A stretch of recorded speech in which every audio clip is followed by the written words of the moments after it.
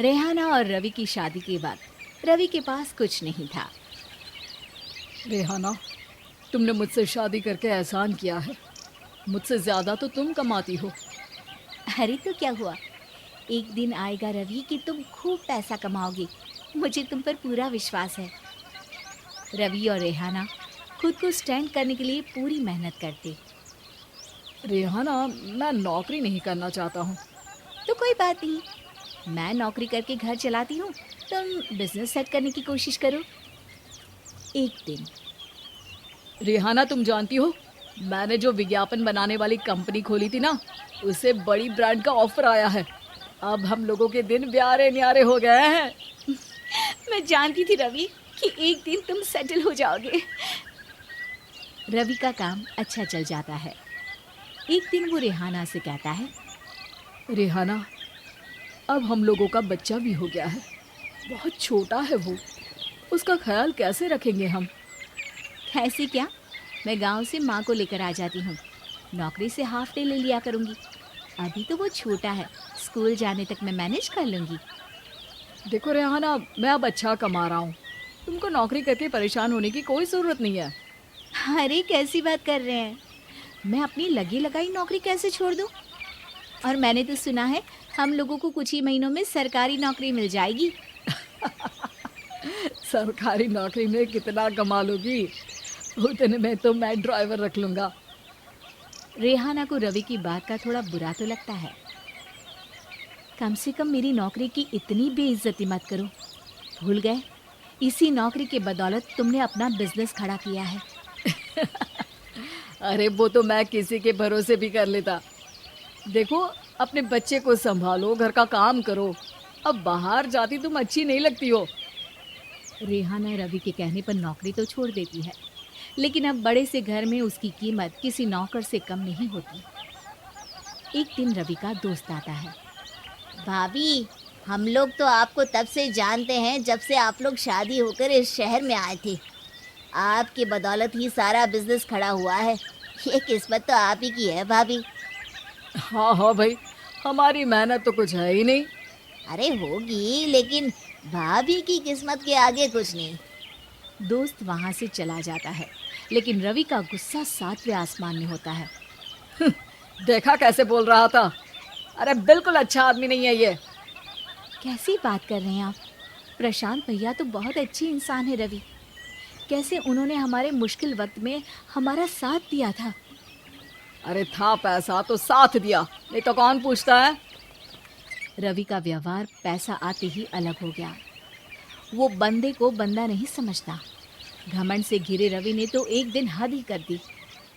रेहाना, मैं अब तुम्हारे साथ नहीं रह सकता हूँ। क्या क्या बकवास कर रहे हो रवि? क्या कहना चाहते हो? और क्यों नहीं रह सकते तुम मेरे साथ? देखो, मुझे कोई और पसंद है और उसने साथ रहने पर बस यही शर्त रखी है कि मुझे तुम्हें तलाक देना होगा। रेहाना, जो कि एक स्वावलंबी महिला थी, उसने बिना देर किए रवि को कह दिया, कोई इश्यू नहीं, मुझे पैकिंग में 4 दिन का वक्त लगेगा, लेकिन तब तक मैं तुम्हारे साथ नहीं रहूंगी। 4 दिन के लिए तुम कहीं और शिफ्ट हो जाओ, मैं घर से निकलूंगी तो बता दूंगी। रवि घर छोड़कर चला जाता है।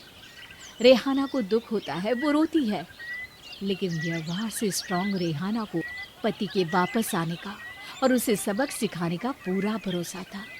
फिर एक दिन, अरे शुशिका, कब शादी करोगे तुम मुझसे?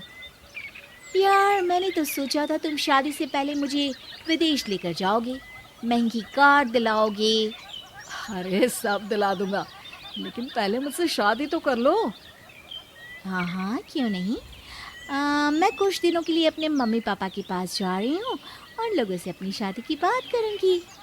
अरे शुशिका, कैसे रहूंगा मैं तुम्हारे बिना? अब तो शादी ही होने वाली है हम लोगों की। शुशिका रवि को छोड़कर चली जाती है। रवि घर आता है, जहाँ रेहाना को ना पाकर उसे सब अजीब लगता है। घर तो रेहाना के बिना कुछ नहीं है। बच्चे की याद भी आ रही है। चलो एक वीडियो कॉल कर लेता हूँ। रवि रेहाना को वीडियो कॉल करता है, लेकिन रेहाना फ़ोन नहीं उठाती। रात को सोते वक्त, मन कर रहा है मुन्ने को गले लगा लूं। चलो कोई ना, शुशिका से शादी के बाद मेरे और भी बच्चे होंगे। अगले दिन रवि ऑफिस जाता है जहाँ टीना खड़ी होती है।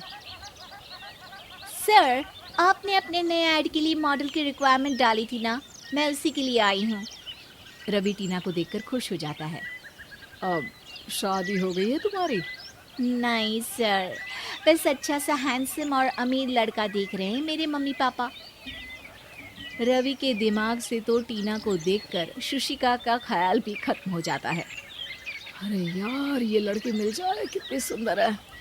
शुशिका तो इसके आगे कुछ नहीं है।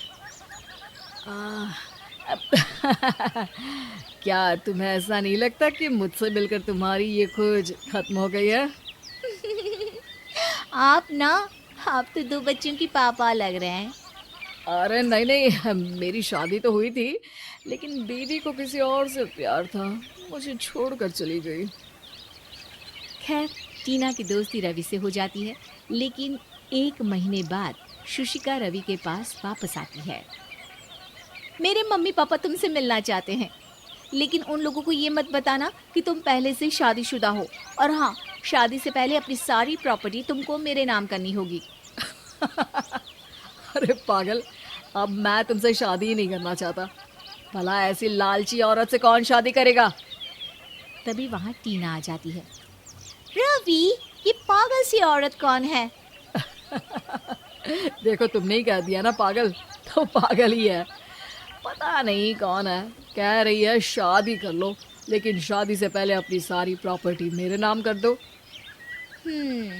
बोल तो सही रही है। वैसे तुम जानती हो, मेरी एक सहेली है, उसके पति ने उसे पैसा आते ही छोड़ दिया, जबकि उसको खड़ा करने वाली ही मेरी सहेली थी।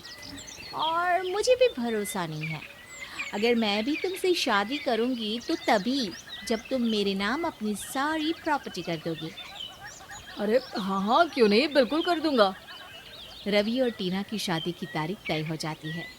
वो अपनी सारी प्रॉपर्टी के कागज़ लेकर शादी वाली जगह पर पहुंचता है, लेकिन वहां टीना आती नहीं। रवि टीना को मैसेज करता है। कहाँ हो? सॉरी, मैं तुमसे शादी नहीं कर सकती, मुझे तुमसे भी ज़्यादा पैसे वाला मिल गया। रवि को गुस्सा आ जाता है। वो गुस्से से सारा डेकोरेशन तोड़ रहा होता है कि वहाँ रेहाना आ जाती है। सर, क्या हो गया? क्या डेकोरेशन पसंद नहीं आई आपको? तुम यहाँ क्या कर रही हो? मैं यहाँ की डेकोरेटर हूँ। क्या आपको पसंद नहीं आई यहाँ की सजावट? रवि दौड़कर रेहाना के गले लग जाता है। मुझे माफ कर दो रेहाना। रवि रेहाना के गले लग जाता है और रेहाना टीना को थैंक्स का मैसेज करती है।